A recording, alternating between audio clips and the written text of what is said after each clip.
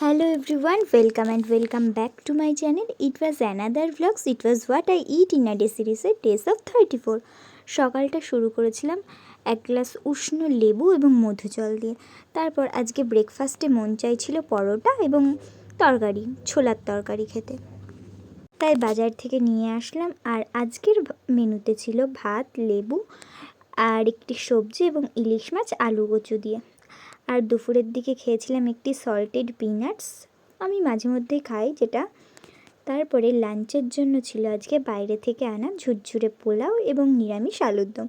দুটো রেসিপি একদম নিরামিষ ছিল, আর পোলাওটা অনেকটা জাফরানি ফ্লেভার ছিল, সেই সাথে কিশমিশ এবং কাজুটাও বেশ যথেষ্ট পরিমাণে ছিল।